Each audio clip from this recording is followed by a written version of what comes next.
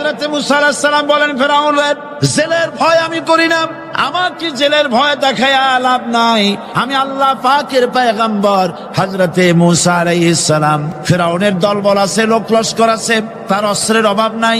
আল্লাহ রাব্বুল আলামিন মুসা আলাইহিস সালামের কাছে একটা অস্ত্র দিয়া দিলেন। দিছিলেন কিনা আল্লাহ পাক হযরত মুসাকে বলেছেন, ওয়া মা তিলকা বিয়ামিনিকা ইয়া মুসা। মুসা রে, তোমার হাতে ওটা কি? মুসা আলাইহিস সালাম বললেন, এটা লাঠি। আল্লাহ পাক বললেন, ফেলে দাও লাঠি। লাঠি ফালায় দিলেন। কি হয়ে গেল? হিয়া হাইয়াতুন তাসআ। লাঠি হয়ে গেল। এখন লাঠি পড়ে সাপ হয়ে গেল। সাপ দেখে নবী, ওলি হোক, সাহাবী হোক আর আলেম হোক, সাপ দেখলে ভয় করে না মানুষের? মুসা আলাইহিস সালাম ভয় পেয়েছে।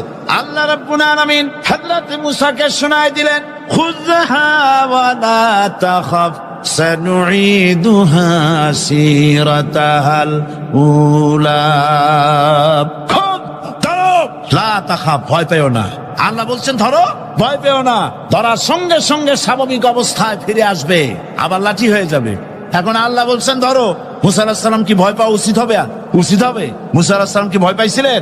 কারণ হচ্ছে এই দুশমনের শক্তিটা খুব বড়ই দেখা যায়, মনে হয় যেন অনেক বড় কি জানি কি। আল্লাহ পাক বলছেন, ইন্না কাইদাশ শায়তানে কানা দাঈফা। শয়তানের চক্রান্ত যতই তুমি মনে করো অনেক ষড়যন্ত্রের জাল বিস্তার হয়ে আছে, আল্লাহ কয় কিছুই না, দাঈফা, অত্যন্ত দুর্বল।